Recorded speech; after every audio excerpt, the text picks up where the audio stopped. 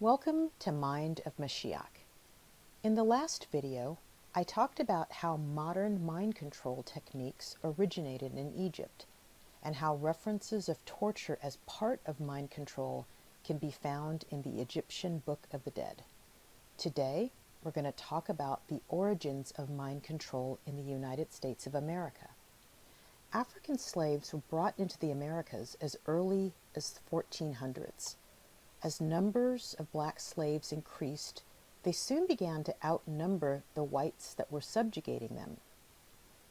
Most people are familiar with the infamous Nat Turner Revolt of 1831 that resulted in a number of whites being brutally killed by Nat Turner and other rebelling slaves.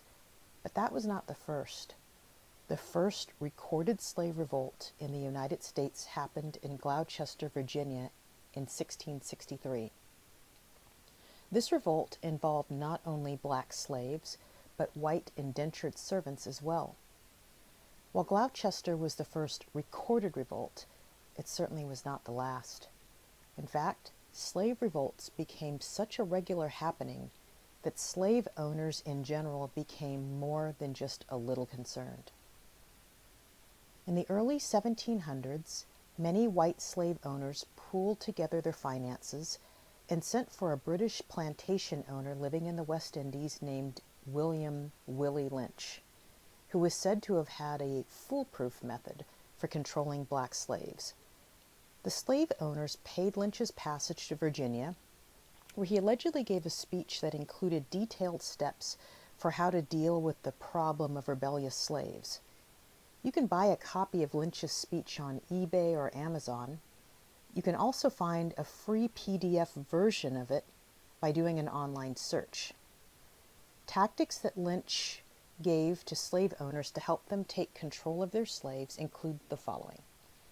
Break the will of all slaves from rebelling by tarring and feathering the biggest, strongest, and blackest slave, then torture him to death by drawing and quartering him in front of the other slaves, especially the pregnant females who were put out front to watch and instill fear in all. Reverse the roles of males and females, giving black females the responsibility over the black males, creating in them a false sense of independence and strength, while creating mental weakness and insecurity in the black males, forcing them to depend on the females. Create competitions between black slaves in every area imaginable, such as pitting old men against young men, straight hair versus kinky hair, light-skinned slaves against dark-skinned slaves, slaves who worked in the fields versus slaves who worked in the house. Train black slaves to look up to, respect, and admire only white people while instilling deep distrust in them for other black slaves. Control the language of slaves, giving them an artificially limited grasp of language that limited their understanding of the white man's world. Experts in mind control break down a basic 5-step method for controlling a victim of mind control. Step 1. Physically or mentally traumatize a victim. Step 2. Deconstruct the subject's mindset through the trauma and reconstruct their minds by introducing new words, new commands, and new behaviors. Step 3. Reward and reinforce the subject's obedience to the newly introduced commands, words, and behaviors. Step 4. Victim submits to the new programming and demonstrates it through his or her speech and behavior.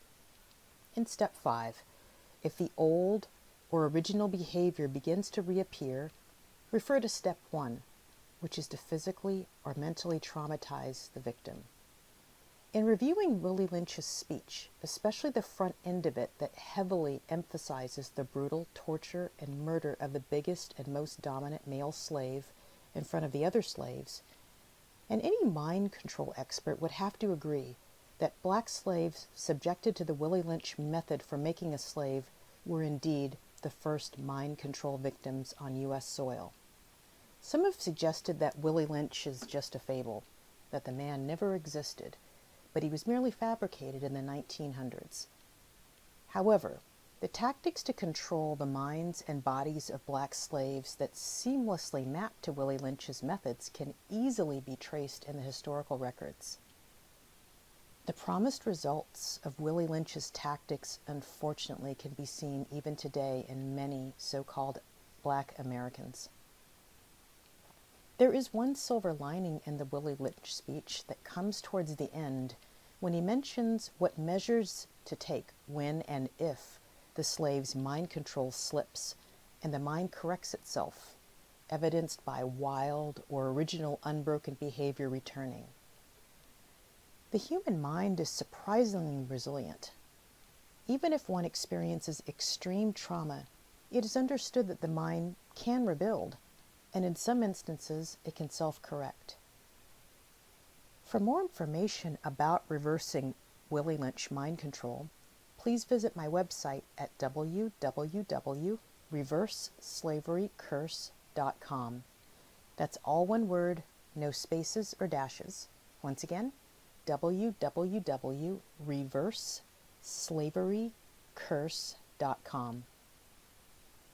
Please like and share this video and subscribe to this channel.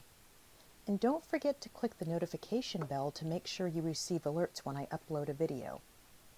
Until next time, be open to change if it will lead you to something positive, especially if it makes you uncomfortable.